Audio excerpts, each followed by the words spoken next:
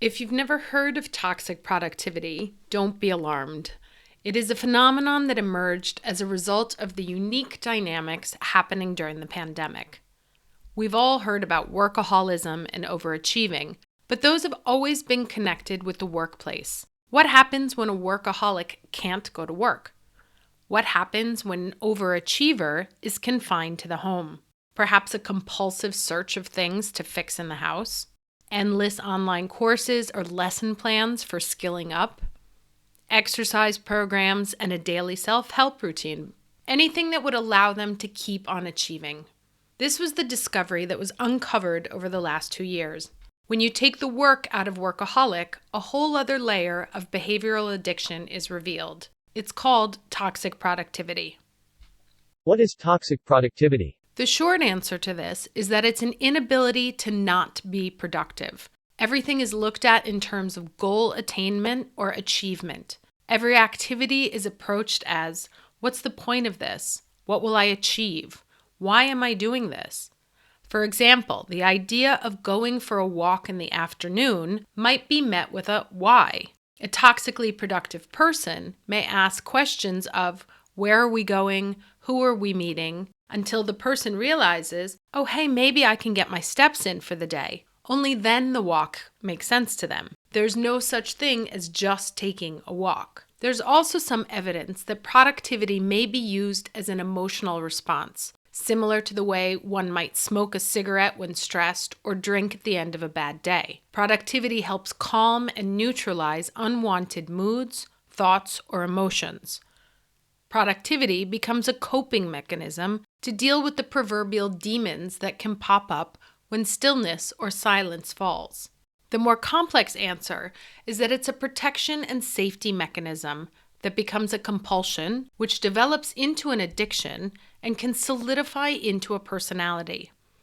Toxic productivity has an element of control about it, with a cognitive thought equation that works out to, if I do more and if I achieve more, then I'll be safe, or then they'll love me.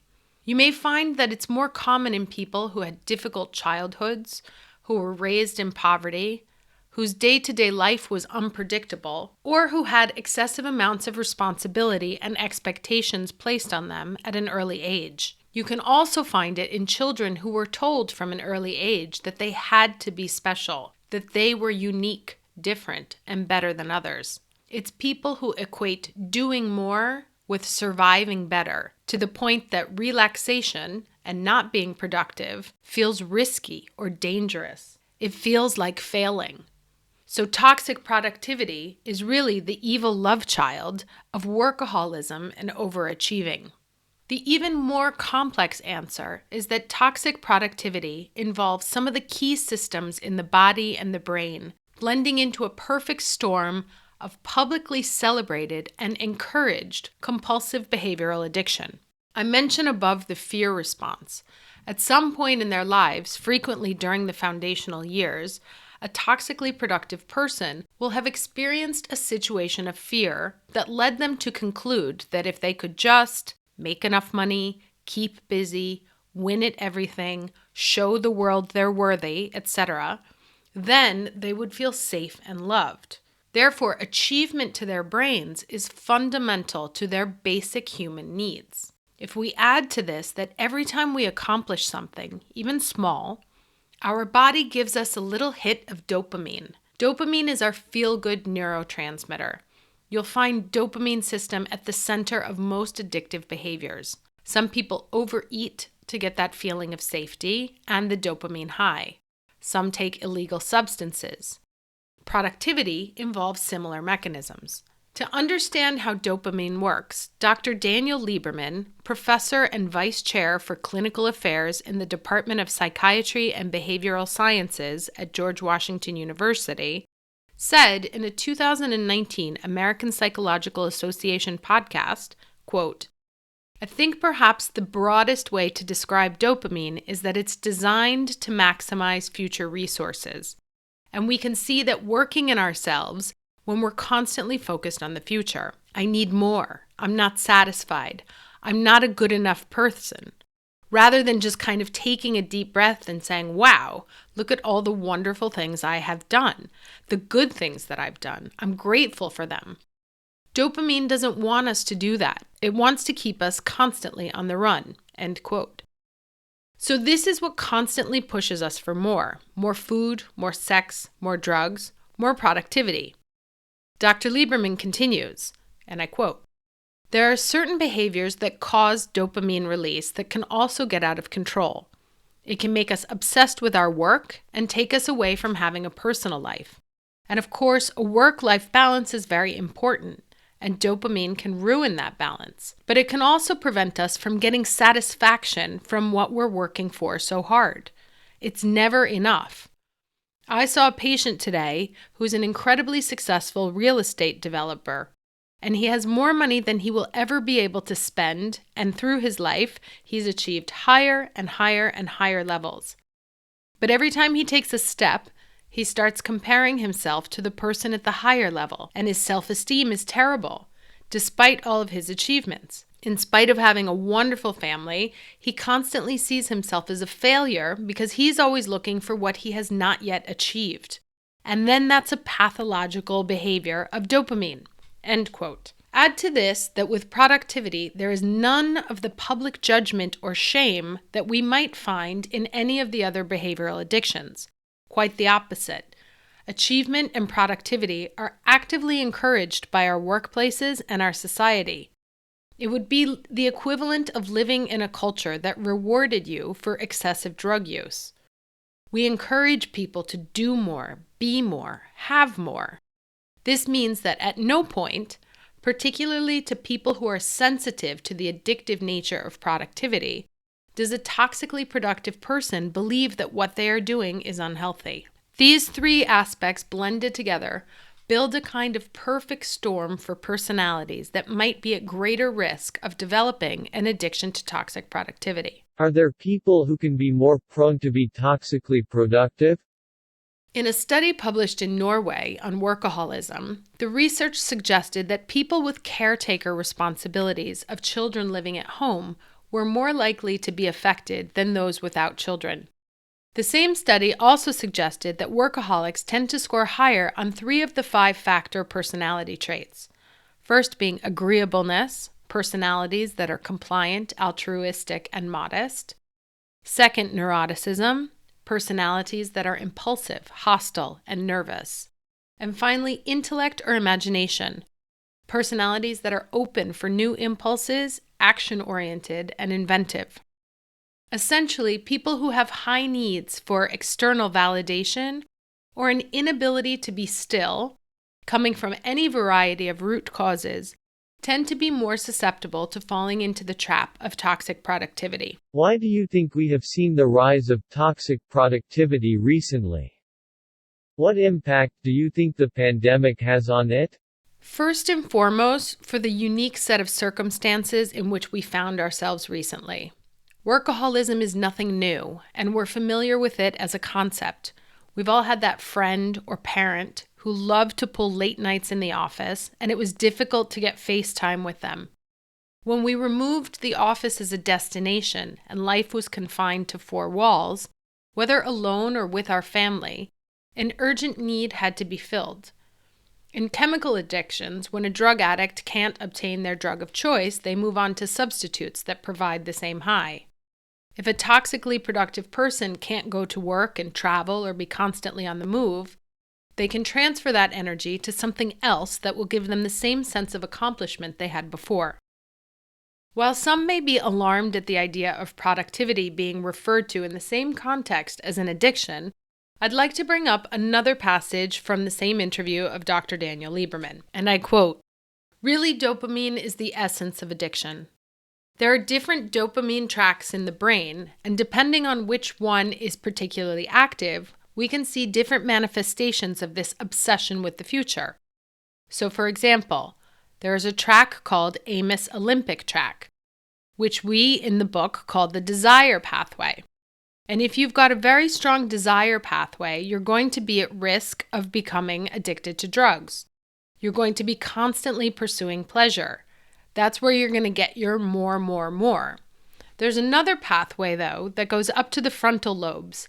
We call that the control pathway, as opposed to the desire pathway, which is more immediate gratification. This plans for longer-term gain, and so people with very strong control systems are going to be more the type A workaholics. They can't relax. They work incredibly hard. They're the kind of people who can afford beach houses but can't enjoy them. The last thing they're going to be able to do is sit on the beach soaking up the sun." End quote. Going back to why today, where things get even more challenging in today's world is the principal role that technology and social media play in our lives. The current technological landscape lends to the perfect storm that I described above. As mentioned, when we accomplish anything, ticking off things on our to-do list, getting a like on Instagram, we get a hit of dopamine from our bodies. Our brain has two settings. We move towards things we like, and we avoid things that we don't like. The dopamine hit, as we've discussed, reinforces those feel-good behaviors. Once upon a time in society, we had 3 domains: work, family, friends. We tried to find physical time to balance those 3 out. Today, on top of the real-life domains, we also have the digital world and its always-on mentality. Now you have to be active on Facebook, Instagram, TikTok, Pinterest, LinkedIn, Google, Amazon, etc. These are all new domains and a constant flood of stimuli to the brain. For someone who has a psychological need to do well and do more, this is a buffet of new opportunities. Life becomes an endless list of things you have to be good at and things you have to do. What can end up happening is that the toxically productive person starts to overstretch themselves and can eventually crash and burn. I think the plethora of early age burnouts that we're seeing right now is a symptom of both the hustle culture, but also social media.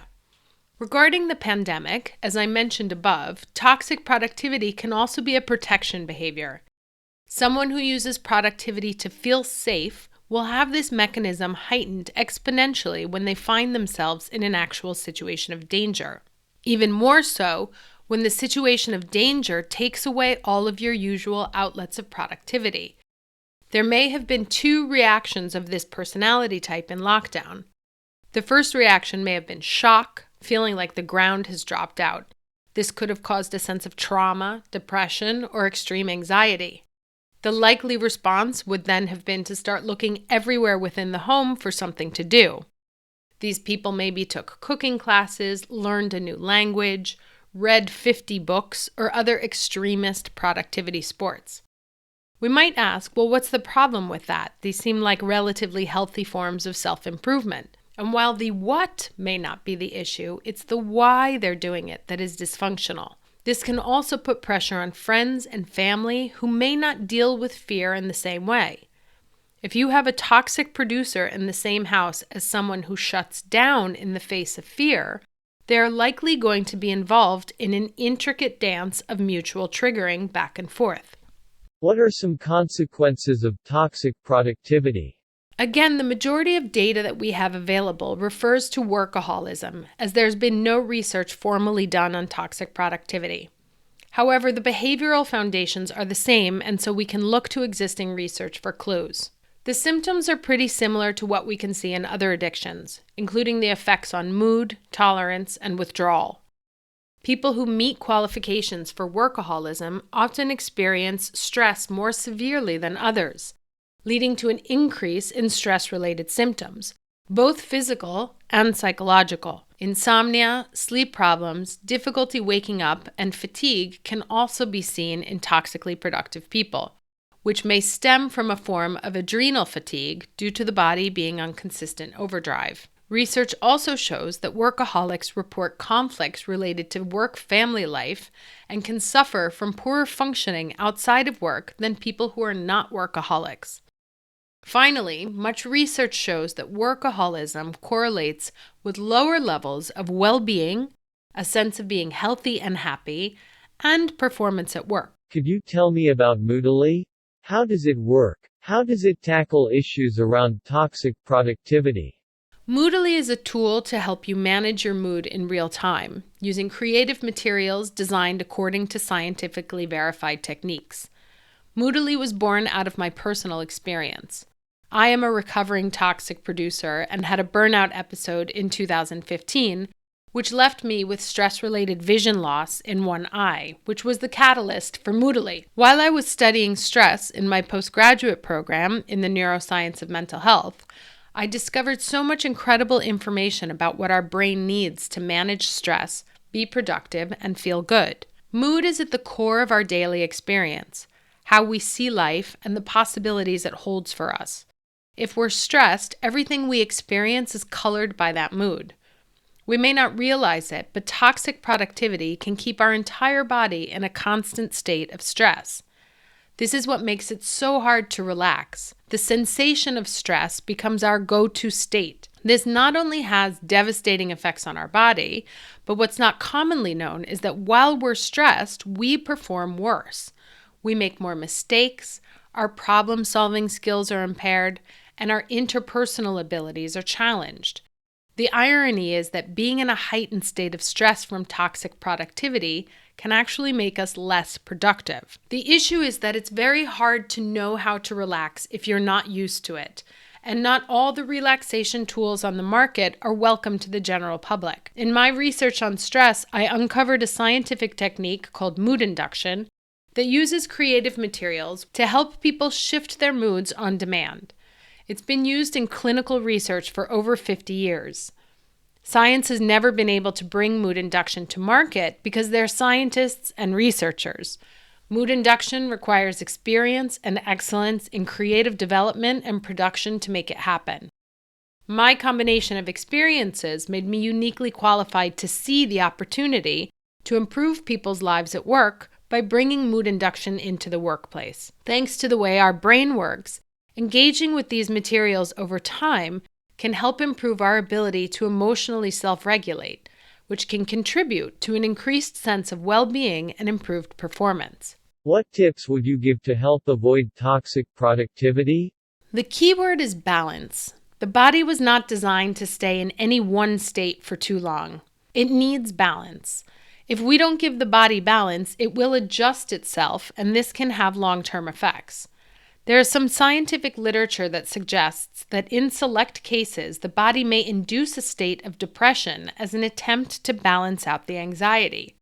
So it's important to begin to read signals of when we're spiraling out and take steps to balance those. I forced myself throughout the day to walk away from the computer and go for a walk, take a shower, take a nap, jump on the trampoline, just do anything that doesn't need or have to be done. The important thing is to create a different relationship and mental association with relaxation or objective-free activities. The person may feel fear, guilt, or even shame for not doing something productive. The most healthy option is to get professional help to understand what motor is driving the behavior. However, that may not be the preferred option, so we look at some short-term hacks that can potentially lead to a knock-on effect. First, we make a list of all the things that we'd like to do in our life, if time, money, distance, or COVID wasn't an issue. Maybe travel to Thailand, swim in the Mediterranean, roller skate in the mountains, bake bread in Italy, whatever. This helps the person dig into their personal pleasure trove. A lot of times we don't relax because we don't know what to do. When we have a list of things that we love, we have some starting points. Then we schedule a time to just touch these things. Maybe we watch a video on YouTube about grandmothers baking bread in Italy. Maybe we find a recipe we'd like to try. Maybe we look into cooking classes in Tuscany. What the process of just being around the idea does is increase the amount of energy that we focus on things we like. Not things that we have to do, things we like to do. Frequently, toxically productive people are so focused on what they have to do that they've completely forgotten what they like to do. Investing energy in that discovery will start to awaken an internal voice that reminds us, hey, you remember me? What tips would you give to protect our mental health against toxic productivity? As I mentioned above, since our need for toxic productivity is connected to something deeper, It's important to understand why we do what we do. Why do we think we don't deserve time off? Why do we think that the world will stop if we're not busy? What are we afraid of when there isn't constant noise all the time? Why does this define us? Rarely do toxically productive people see it as an issue. The culture we live in loves toxically productive employees. You can call them at any hour of the day and they will respond. This makes it very hard for them to make changes because the behavior is celebrated. So some work needs to be done on a cultural level, stopping glorifying the unbridled pursuit of success and celebrating the value of a balanced, healthy life. We must also be very clear on the type of life we want to live and be willing to put the boundaries in place to defend that. No one likes to hear the word no, not our bosses, not our families, not our friends, not our institutions. But sometimes no is the one word you need to say to protect your well-being. We must understand that our well-being, mental and physical, is first and foremost in our job. If we're not healthy, it won't matter how productive we've been. I think the one benefit of the pandemic is the fact that well-being and mental health, in its non-clinical form, are taking center stage. People are starting to be aware of the fact that there's an issue and it demands change. Realizing that there is a problem is the absolute first necessary step to solving it. So I'm very optimistic for the future. If you're dealing with someone who has this behavior, any attempt to change them will be met with pure resistance. As stated above, if the person doesn't perceive their behavior to be damaging, any person suggesting it is will be considered either aggressive, ignorant, jealous, or unsupportive. For the person to arrive at their own conclusions, there is a technique called motivational interviewing.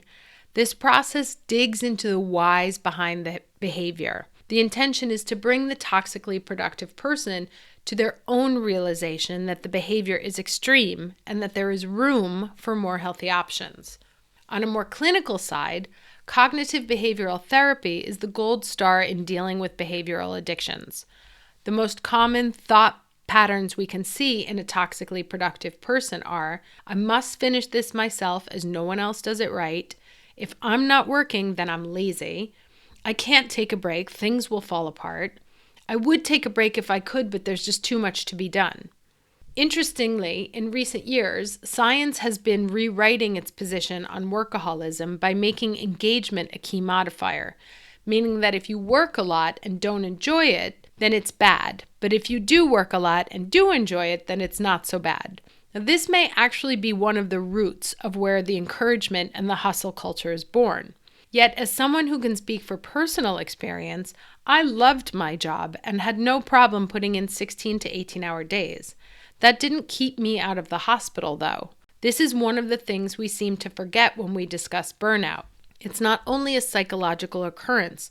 There are physical health problems that develop in your body, whether you love your job or not. So while psychologists may like to make a distinction between unenjoyed workaholism and engaged workaholism, your body doesn't necessarily care. Very much in the same way that drinking 2 bottles of wine because you're depressed will bring about the same hangover symptoms that drinking 2 bottles of wine to celebrate will.